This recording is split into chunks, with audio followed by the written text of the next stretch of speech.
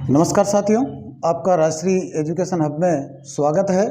आशा करता हूं कि आप स्वस्थ और अच्छे होंगे और आपकी क्लासें रेगुलर चल रही होगी और आपके क्लास समझ में भी आ रही होगी और आपका प्रेम राष्ट्रीय एजुकेशन के प्रति सदा बनाए रखना और क्लास को सब्सक्राइब करना और शेयर करना। चलो दोस्तों, आगे बढ़ते हैं। आज अपन बात करेंगे गणेश्वर सभ्यता की। कौन सी सभ्यता की दोस्तों? गणेश्वर सभ्यता की। दोस्तों क्या है कि आज अपन गणेश्वर सभ्यता और गिलुंड सभ्यता दोनों पढ़ेंगे, साथ में एक साथ पढ़ेंगे गणेश्वर सभ्यता और एक गिलुंड सभ्यता। तो अपन आगे बढ़ने से पहले मैं आपको बताना चाहता हूँ कि पिछला जो भी आपने पढ़ा है, एक तो उनका रिवीजन जरूर करना दोस्तों, क्योंकि आप आगे बढ़ते रहोगे, पीछे वालों का रिवीजन ही नहीं करोगे ना तो आगे कुछ भी समझ में नहीं आएगा।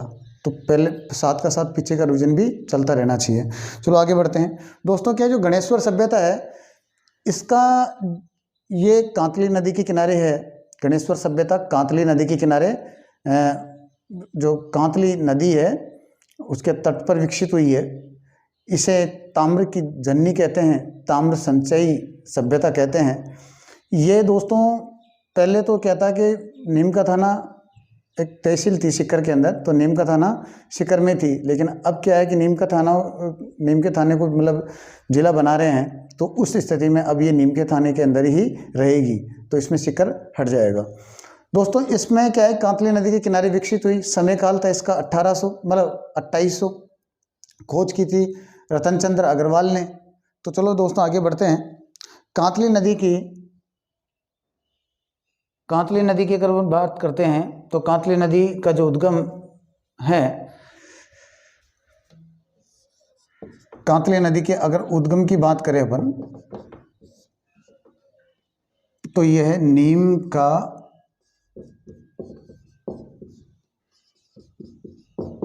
थाना। कहाँ दोस्तों? नीम का थाना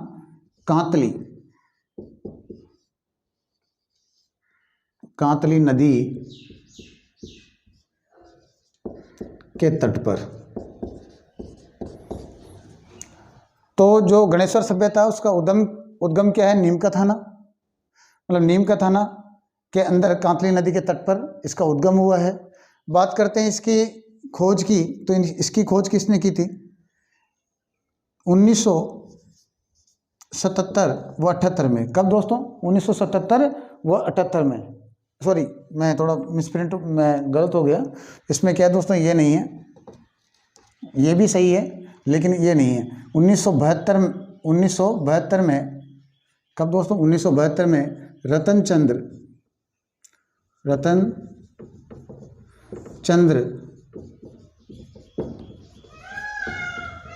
चंद्र अग्रवाल के द्वारा। जब दोस्तों रतन चंद्र अग्रवाल ने इसको खोजा, कब खोजा था? 1972 में। किसने खोजा था? रतन चंद्र अग्रवाल ने। तो इन्होंने इसका जो समय काल है इसका जो रखा है 2800 ईसा पूर्व। कब रखा है दोस्तों? 2800 ईसा पूर्व। और इसका जो उत्खनन है दोस्तों, ये तो खोजा है इन्होंने, रतन चंद्र अग्रवाल ने इस समय में 1972 में खोजा। और उत्खनन की अपन बात करें तो 1977-78 में रतन चंद्र अग्रवाल और विजय कुमार ने की थी। किसने की थी? रतन चंद्र अग्रवाल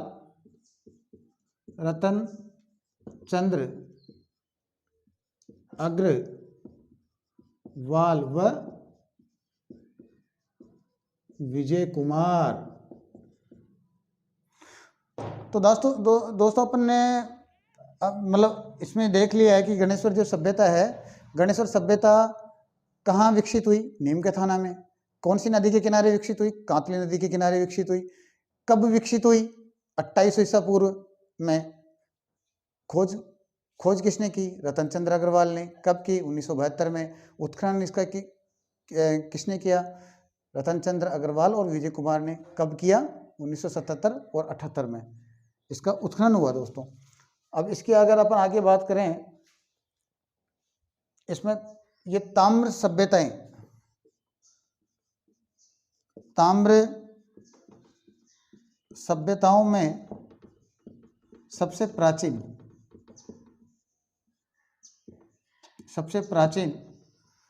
इसके अलावा इसको सबसे तो प्राचीन है, इसको ताम्र संचयी सभ्यता भी कहते हैं, इसको ताम्र की जननी कहते हैं, इसको मतलब पुरातत्व का पुष्कर कहते हैं। ध्यान रखना, ताम्र सभ्यताओं में सबसे प्राचीन ताम्र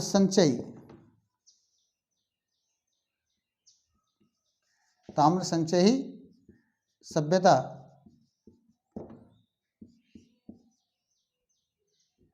ताम्र की जननी। दोस्तों ध्यान देना, इसमें मैंने आपको बताया ताम्र की जननी, ताम्र संचयी, ताम्र की जननी, ताम्र संचयी और पुरातत्व का पुष्कर। और क्या बोला मैंने? पुरातत्व का पुष्कर, मतलब ताम्र संचयी सभ्यता, ताम्र की जननी और पुरातत्व का मतलब पुष्कर। इसको एक बार मैं रिवाइज करा देता हूँ ताकि आगे बढ़ते हैं। गणेश्वर सभ्यता कहाँ विकसित हुई? नीम का थाना, कांतली नदी के किनारे। खोज किसने की? 1972 में। किन्होंने की? रतन चंद्र अग्रवाल ने। उत्खनन कब किया? 1977-78 में। किन्होंने किया? रतन चंद्र अग्रवाल और विजय कुमार ने। और अगर इसका जो समय काल या टाइम पीरियड अपन मानते हैं जब इसकी खोज हुई, तो कार्बन 6 पद्धति के आधार पर 2800 ईसा पूर्व माना गया। इसके अलावा अपन बात करते हैं कि इस सभ्यता के उपनाम कह सकते हैं, या इसको क्या कहा जाता है? इसको कहा जाता है दोस्तों ताम्र संचयी सभ्यता या ताम्र सभ्यताओं में सबसे प्राचीन, या ताम्र की जननी। जननी मतलब माता, यानी उत्पन्न करने वाली, यानी तांबा की उत्पत्ति यहाँ से हुई है दोस्तों। तांबे की जितनी भी सप्लाई हुई है वो गणेश्वर सभ्यता से हुई है। और इसके अलावा इसे कहते हैं पुरातत्व का पुष्कर। क्या कहते हैं? पुरातत्व का पुष्कर।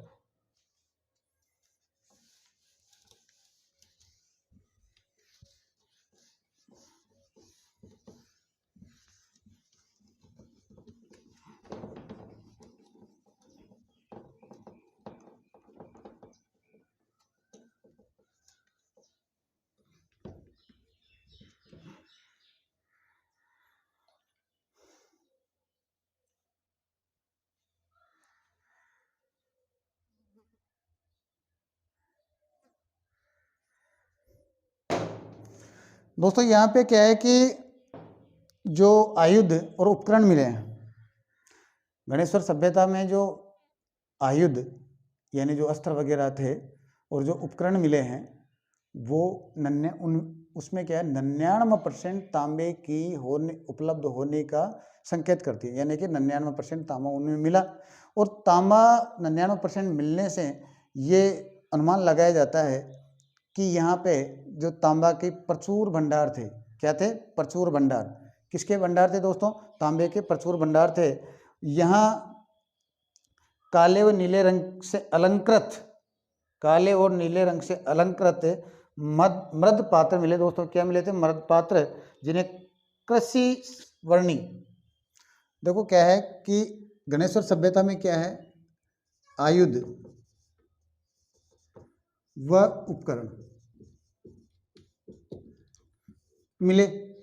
उनमें तांबा कितना था? 99%।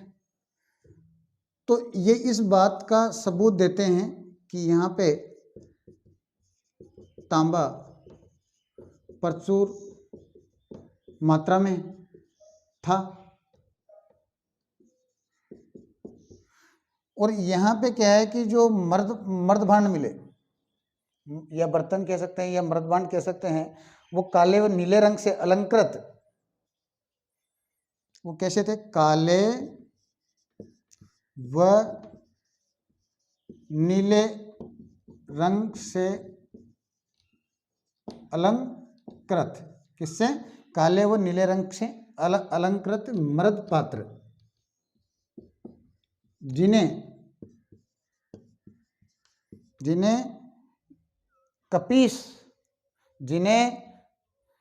कपीस वर्णी, जिन्हें कौन क्या कहते हैं दोस्तों? कपीस वर्णी मृद पात्र कहा जाता है। यहां पे क्या है दोस्तों, चलो आगे बढ़ते हैं। इसमें क्या है कि जो तांबा यहाँ जो होता था, मतलब अब देखो क्या है, तांबा के यहाँ प्रचुर भंडार मिले थे, लेकिन तांबा आता कहाँ से था? क्योंकि इसी के ही क्षेत्र में खेतड़ी एक एरिया है, तो यहाँ पे जो गणेश्वर में जो तांबा आता था वो खेतड़ी से आता था, जो झुंझुनू में है।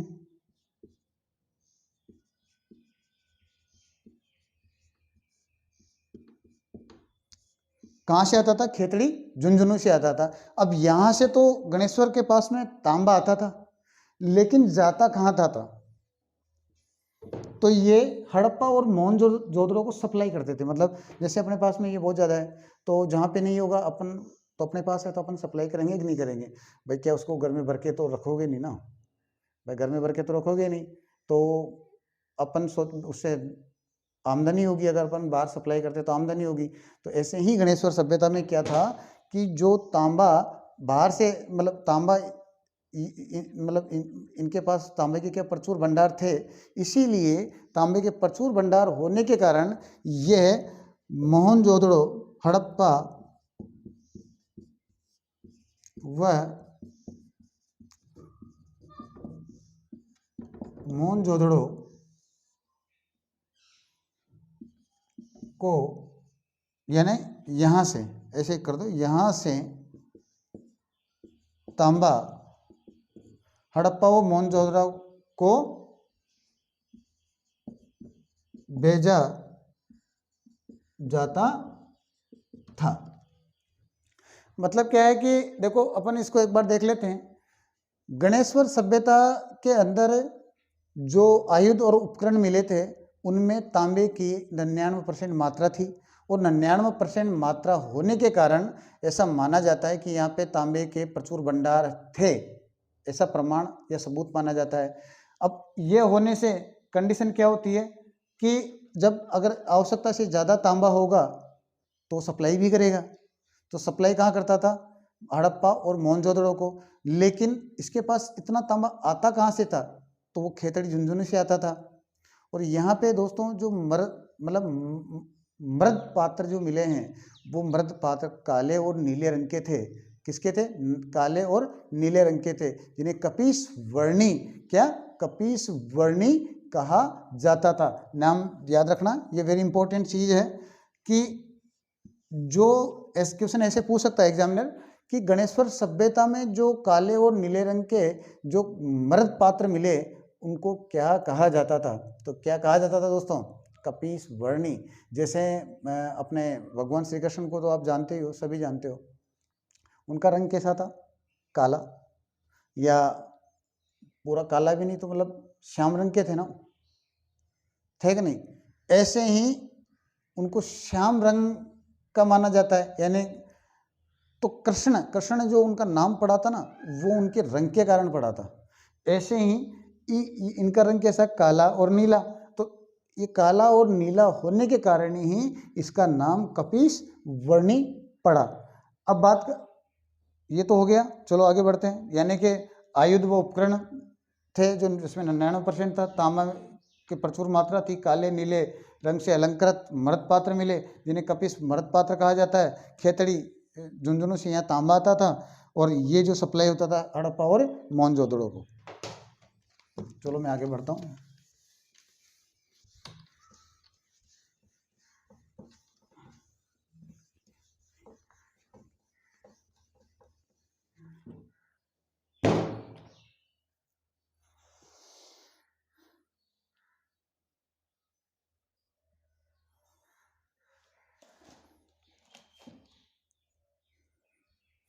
यहाँ पे क्या था कि जो मकान बनाए जाते थे ना, क्या जो मकान बनाए जाते थे उनमें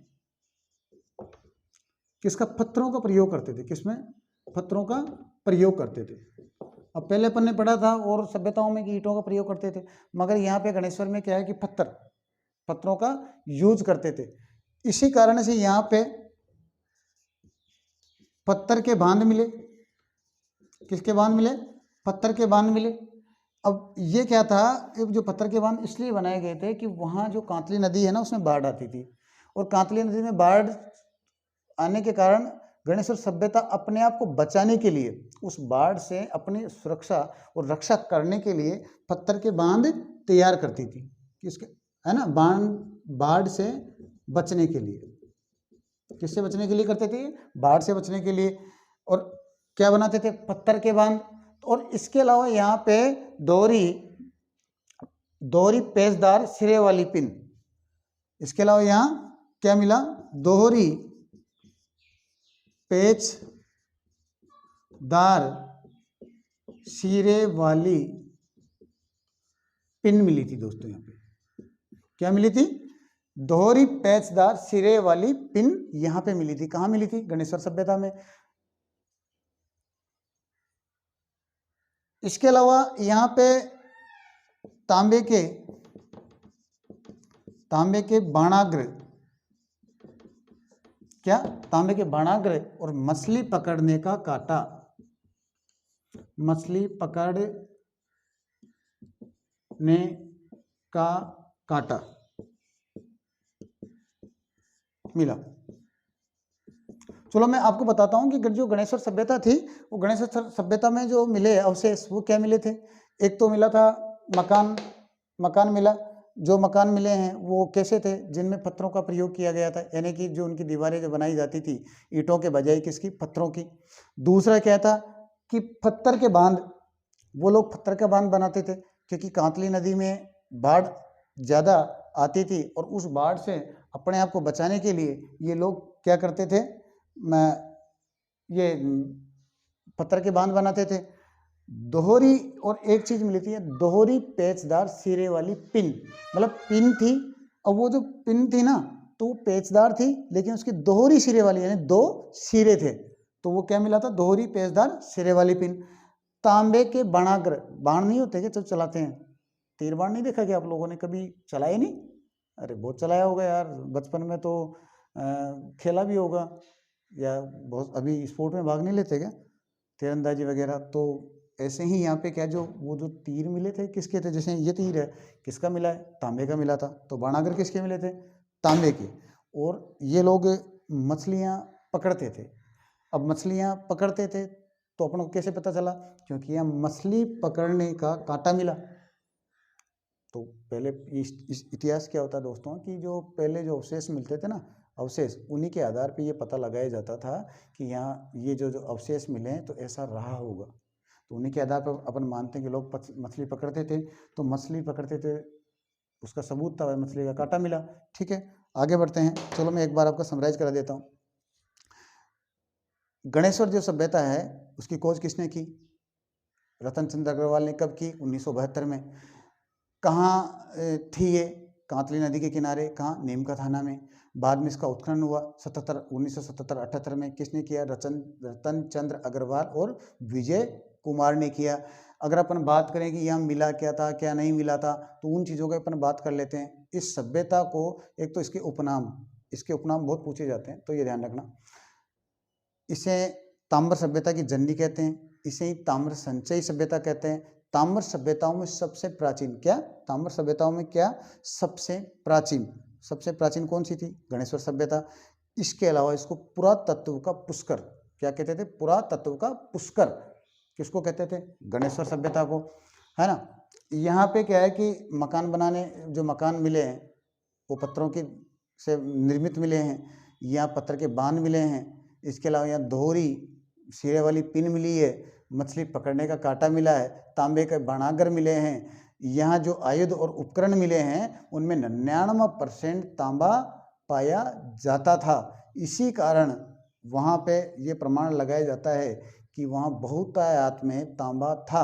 लेकिन तांबा आता कहाँ से था यहाँ पे, खेतड़ी से। कहाँ से आता था? खेतड़ी से। और जाता कहाँ था? मतलब जब इनके पास में तांबा ज़्यादा मात्रा में था, तो जब ज़्यादा मात्रा में तांबा है तो वो बाहर भी बेचेगा उनको।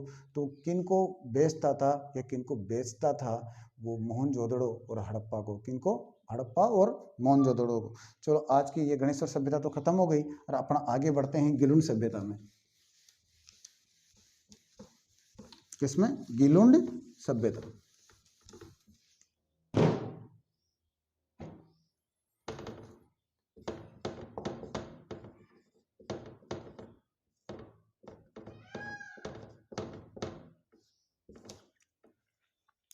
मैं थोड़ा पानी पी लूं।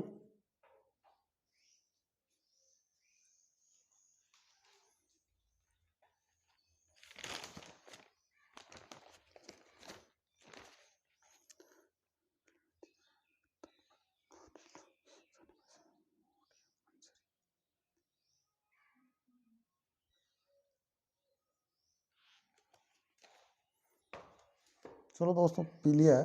अब मैं आता हूँ। क्या है कि जो गिलुंड सभ्यता है वो कहाँ स्थित है? गिलुंड सभ्यता कहाँ स्थित है? राजसमंद में। राजसमंद में स्थित है।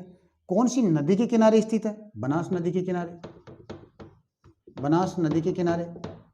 ये भी जो सभ्यता है, कौन सी? गिलुंड सभ्यता, इसे भी ताम्र सभ्यता ही कहते हैं। ताम्र संस्कृति या ताम्र सभ्यता कहते हैं। अब यहाँ पे मेन चीज क्या है कि 2 टीलों का उत्खनन हुआ था। किसका? 2 टीलों का उत्खनन हुआ था। जी, जो 2 टीलों का उत्खनन हुआ उसे लोग कितने? 2 टीलों का उत्खनन हुआ,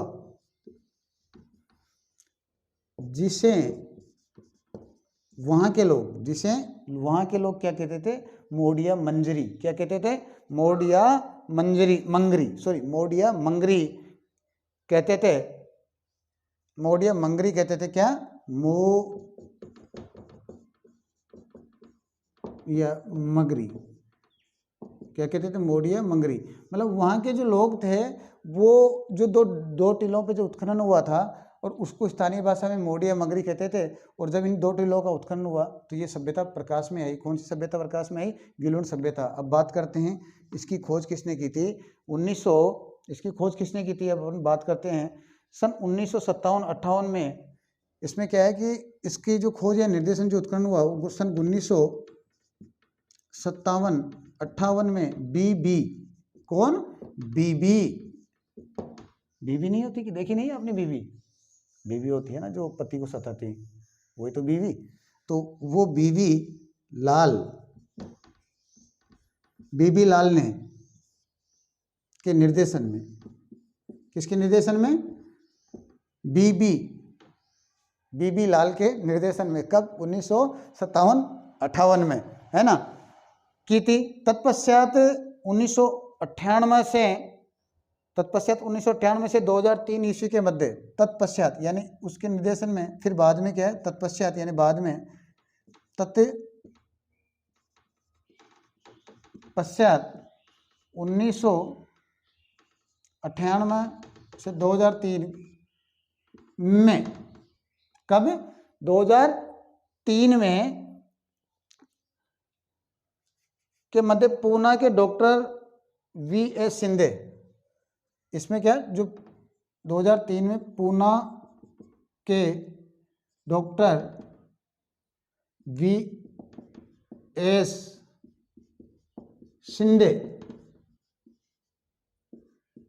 किसने? मतलब तत्पश्चात 1998 वो 2003 में पूना के डॉक्टर V.S. शिंदे ने, किसने?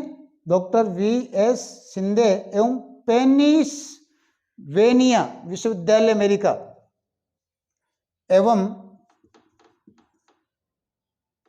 पेंसिल्वेनिया, क्या? पेंसिल्वेनिया विश्वविद्यालय, ये कहाँ था? अमेरिका के प्रोफेसर। कौन? अमेरिका के जो प्रोफेसर थे, कौन? अमेरिका के प्रोफेसर, उनका नाम था ग्रेगरी पोसल। क्या? ग्रेगरी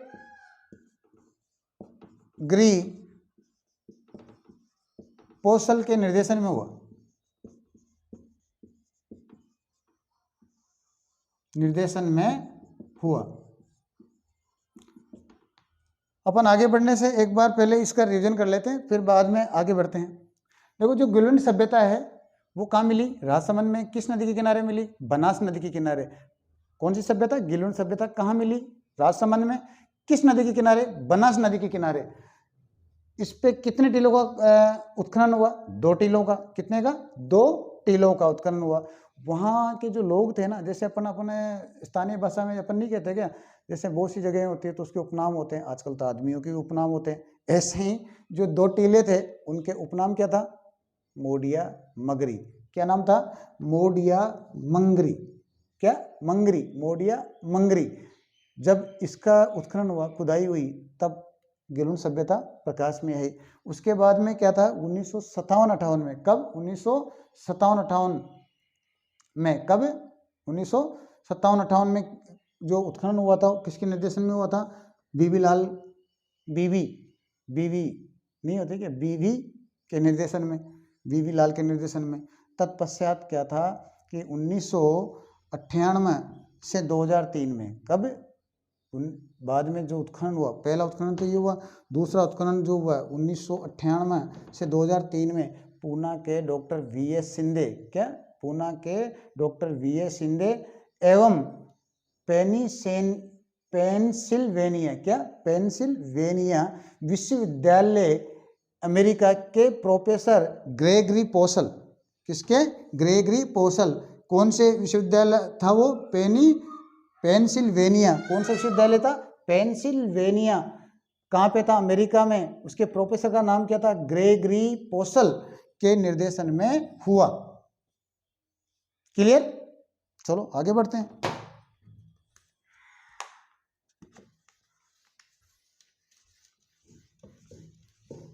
मैं टू द पॉइंट पढ़ाना चाहता हूं दोस्तों, ताकि आपका व्यर्थ में समय खराब नहीं हो और आप अच्छे से पढ़ पाएं, अच्छे से आपकी तैयारी हो। मैं आशा करता हूं कि आपकी तैयारी बहुत अच्छी होगी।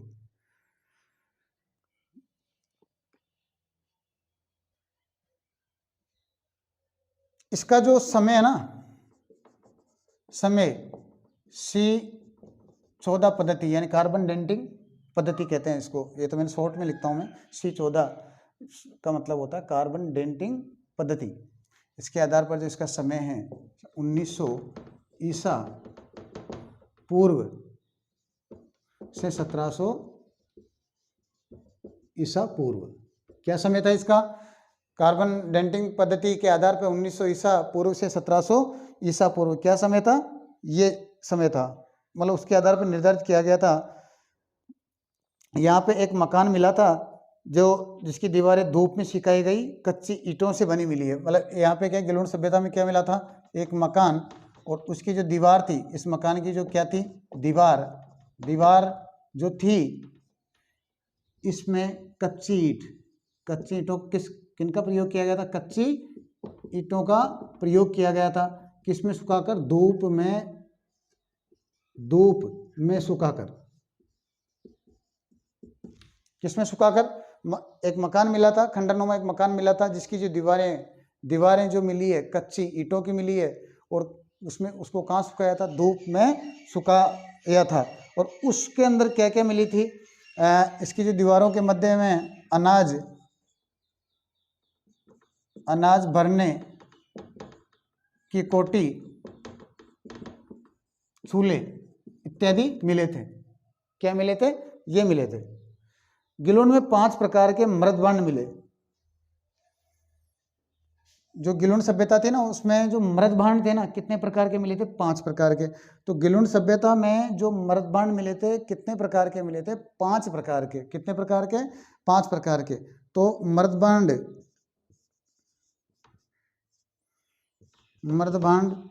5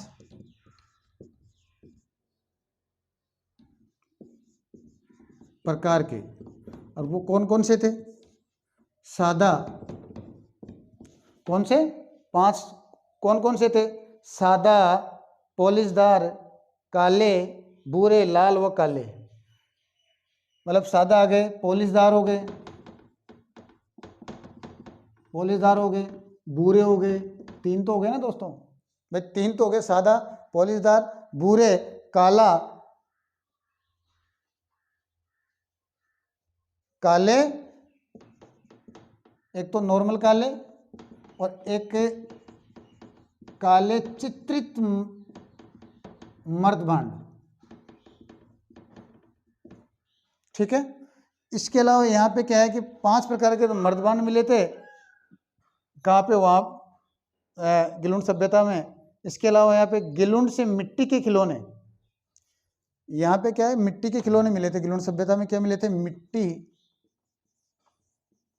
के खिलौने, खिलौने मिले थे। ये खिलौने किसके थे? हाथी, ऊंट और कुत्ते, कुत्ते के खिलौने। ठीक है। मतलब यहाँ पे जो मिट्टी के खिलौने मिले थे वो किसके थे? हाथी, ऊंट और कुत्ते के। यहाँ पे क्या? पत्थर की गोलियां, यहाँ पे इसके अलावा पत्थर की गोलियां क्या मिले थे? पत्थर की गोलियां, ताम्र से बने, ताम्र से बने उपकरण या अस्त्र, तांबे से बने उपकरण या अस्त्र। हाथी दांत की चूड़ियों के अवशेष मिले। उपकरण एवं हाथी दांत की चूड़ियों के अवशेष। चलो आगे बढ़ने से पहले एक बार इसका रिवाइज कर देते हैं ताकि फिर आसानी रहे। मतलब गिलुंड सभ्यता में का जो समय क्या था? कार्बन C14 पद्धति के आधार पर 1900 माना जाता है इसका, 1900 से 1700 ईसा पूर्व। गिलुंड सभ्यता का जो समय टाइम पीरियड है वो क्या माना जाता है दोस्तों? गिलुंड जो सभ्यता है उसका टाइम पीरियड और समय क्या माना जाता है? 1900 से 1700 ईसा पूर्व। जो भी आप अपने लिखा है, मकान था, एक मकान मिला है, उसकी जो दीवार थी उस दीवार में कच्ची ईंटों का प्रयोग किया गया था। वो कच्ची ईंटें जो थी वो मतलब अग्नि में पकाकर नहीं, धूप में सुखाकर तैयार की गई थी। अनाज, और उस मकान में अनाज भरने की कोठी, किसकी? अनाज भरने की कोठी और चूल्हे मिले। इसके अलावा जो मर्दभांड थे वहाँ पे 5 प्रकार के मिले। सादा, पॉलिशदार, भूरे, काले और काले चित्रित मर्दभांड। मतलब एक तो सादा काला था और एक काले पे जो चित्र मंडे हुए थे, मतलब चित्रित, है ना, ऐसे मिले थे। मिट्टी के खिलौने मिले थे। यहाँ से क्या मिला था? इसके अलावा गिलुंड सभ्यता से मिट्टी के खिलौने मिले। किसके थे? हाथी, है ना, किसके थे? हाथी के, हाथी का, ऊंट का और कुत्ते का। इसके अलावा यहाँ पे पत्थर की गोलियाँ, पत्थर नहीं होते क्या? अब वो कंचे नहीं खेलते क्या अपन? कंचे नहीं, बचपन में खेला नहीं कंचे? जो अपन छोटे छोटे बच्चे खेलते हैं, 1 रुपये की 7-8 लेके आते हैं, फिर वो खड्डा सा बना के फिर ऐसे चलाते हैं, चला के फिर ऐसे निशाना बांधते हैं, ऐसे दूर से, ऐसे, है ना। तो वो नहीं होता क्या, है ना? आप लोगों ने भी खेला होगा, आप कौन से कम हो? सभी खेलते हैं तो आप क्यों नहीं खेलोगे, है ना। तो ऐसे वहाँ पे क्या था? कांच की तो थी नहीं गोलियाँ, किसकी थी? पत्थर की गोलियाँ, है ना। हमने तो पत्थर की गोलियों से भी खेला था। हमारे इधर खेतों में बहुत मिलती थी वो, तो पहले हम लोग तो खेलते थे उससे। तो पत्थर की गोलियाँ, पत्थर की गोली, ताम्र से बने उपकरण, क्या? ताम्र से बने उपकरण या अस्त्र, इसके अलावा हाथी दांत की चूड़ियाँ, क्या? हाथी दांत की चूड़ियाँ। आशा करता हूँ कि ये आपको क्लियर हो गया होगा। तो मैं आगे बढ़ता हूँ।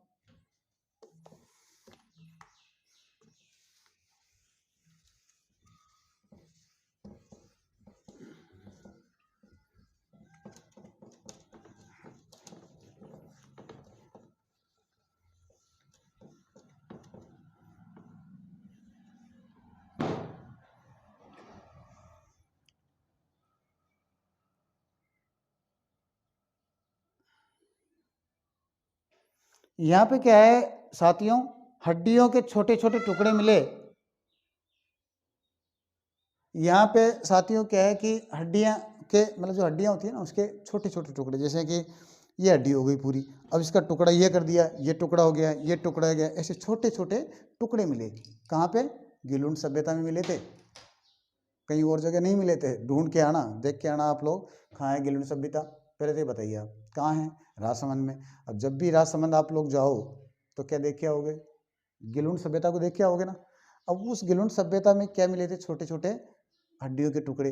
अब उन जो हड्डियां थी उनके बारे में ऐसा माना जाता है कि वो जंगली जानवरों की रही होगी, और उसके आधार पर ये अनुमान लगाया जाता है कि वहाँ के जो व्यक्ति थे वो मांसाहारी थे। कैसे थे? मांसाहारी, मांसाहारी थे। किसके आधार पर अनुमान लगाया? वहाँ पे छोटी छोटी जो हड्डियाँ मिली थी ना जंगली जानवरों की, उसके आधार पर ये अनुमान लगाया। इसके अलावा वहाँ पे एक क्या मिला था? एक मटका मिला था। क्या? घड़ा नहीं होता क्या पानी भरने का, ऐसा एक मटका मिला। उस मटके के अंदर गेहूं के दाने मिले। क्या मिले? गेहूं के दाने। तो ऐसा अनुमान लगा सकते हैं कि वहाँ गेहूं होते होंगे, क्योंकि वो मिले उन्हीं के। अब जब होते ही नहीं होंगे तो गेहूं के दाने आएंगे कहाँ से? होते होंगे तभी तो उनके उसमें मटके में मिले।